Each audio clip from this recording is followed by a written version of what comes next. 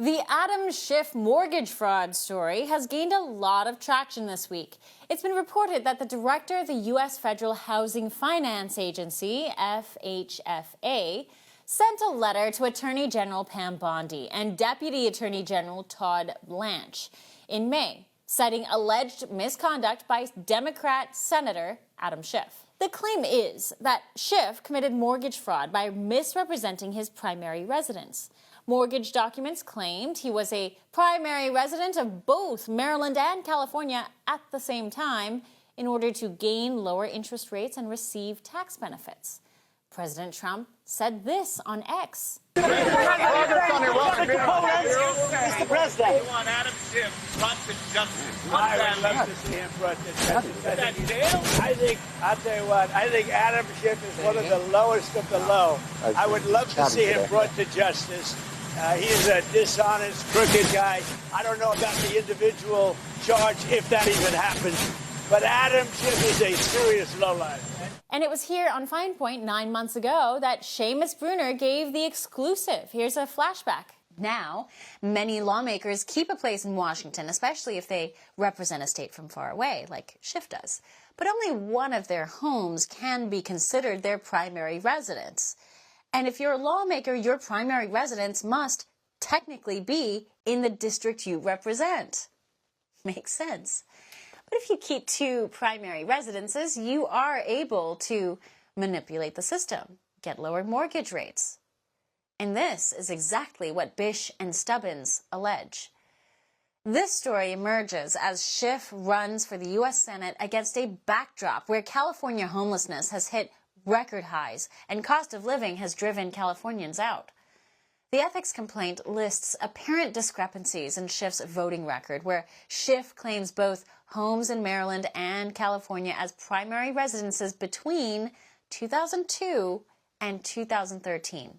This is the same Adam Schiff, remember, who led the impeachment push against President Trump during his first term, a completely politically motivated witch hunt, remember? And if you have any question about the president's motivation, it makes it all the more essential to call the man who spoke directly with the president, that the president confided in and said he was holding up this aid because he wanted Ukraine to conduct these political investigations that would help him in the next election. If you have any question about whether it was a factor, the factor, a quarter of the factor, all of the factor, there is a witness, a subpoena away who can answer that question. Now, Schiff needs to answer for these allegations. Schiff predictably calls the allegations politically motivated in a video that he posted himself on X Tuesday. And in the case of the present attack on me, the president has an additional motive, and that is Jeffrey Epstein. Basically, the controversy of the Epstein files has dominated MAGA world, and the president needs a distraction, and I am a convenient distraction. So the president today is accusing me of fraud, and the basis of his accusation is that I own a home in Maryland and I own a home in California. Big surprise. Members of Congress, almost all of them own more than one home or rent more than one home, because we're required to be on both coasts. So he is using my ownership of two homes to make a false claim of mortgage fraud. But what really is going on here is this is Donald Trump trying to bring about political retribution, retaliation, trying to distract from his Epstein files problem. And the bigger problem, of course, is that this is a terrible abuse of power. We bring in the man who first brought this to our attention, Seamus Bruner. Seamus, this is, I must say, I guess this is kind of a pleasant surprise. Adam Schiff seems to be that slippery creature who always gets away with everything, but this looks kind of bad for him, doesn't it? Yeah, that's right, Chanel. It's great to see you. He got caught with his hands in the cookie jar. He's been double dipping, it would appear. Listing the primary residence for two different homes comes with enormous benefits, tax benefits, interest rate benefits.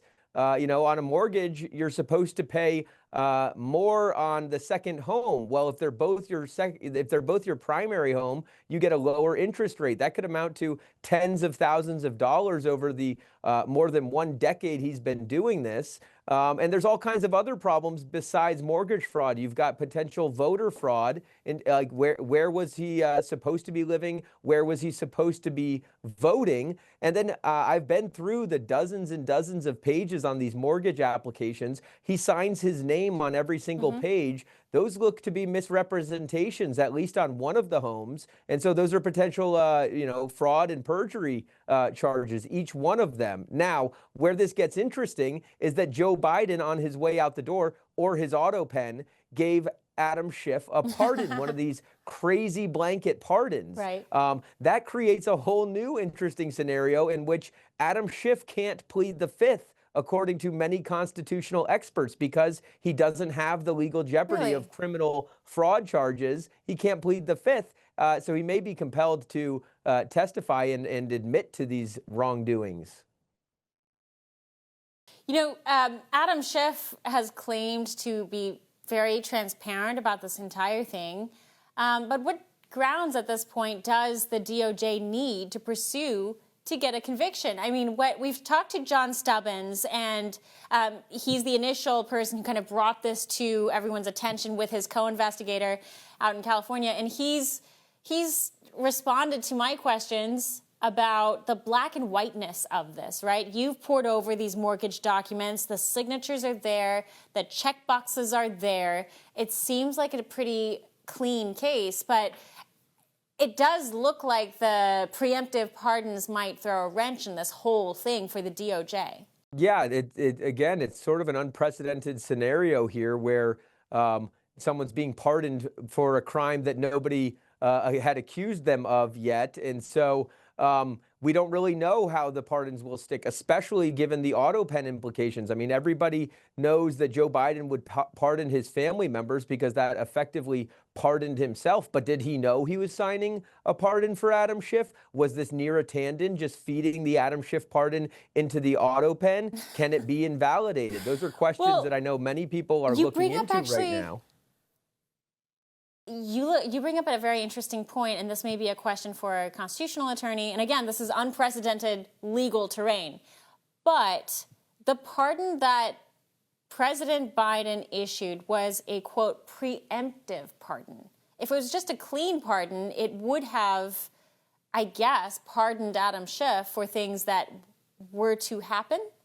Or in this case, this is a story that was out since last October. How do you issue a preemptive pardon on something, I guess, that hasn't happened yet on your desk, and yet this is something that did happen when he signed it?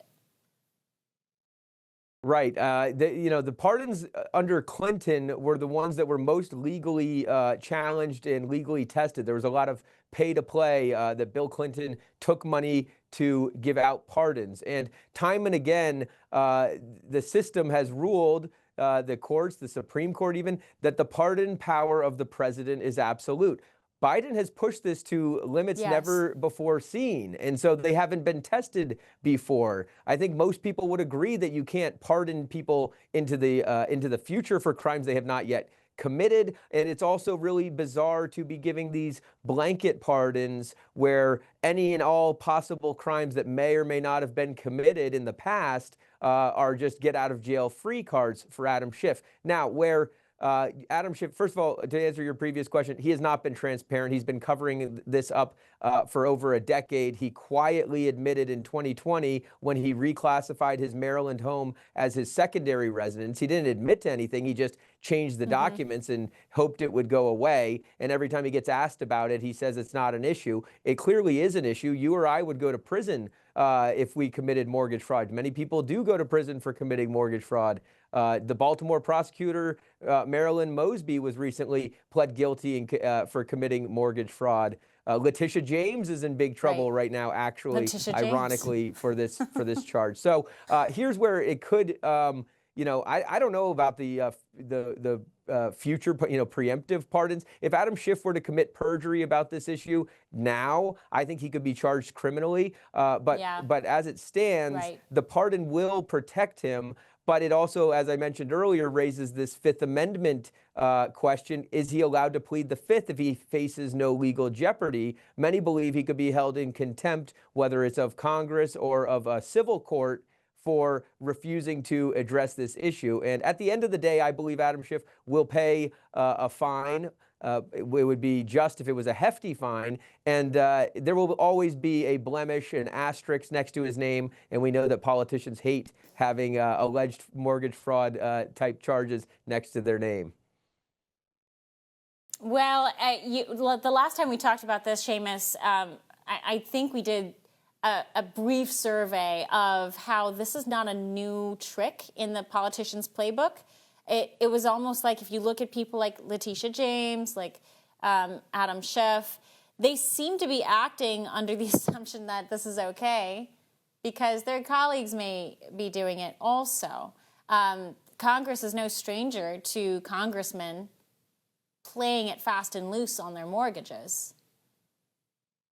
Yeah, they think they're above the law. I mean, that much is obvious. They exempt themselves from all kinds of things. Why shouldn't Adam Schiff be exempt from mortgage fraud charges? That's the way these guys think, is that they're doing the very important work of the people in their district. Somehow Adam Schiff's district is both Maryland and California, whichever he can get elected in better, wherever maybe the financial incentives are better for him. And so he doesn't think that this is a serious problem. But anyone else, us little people, we would be in big trouble if we did what Adam Schiff did. Well, I wouldn't be surprised if he'd want to jump on the ballots in both states. Seamus Bruner, thank you very much for the time. Thanks, Chanel. Stay tuned. Israel strikes Syria. What's next? Retired naval aviator and national security analyst Captain Chuck Nash joins us next to break it all down. We'll be right back.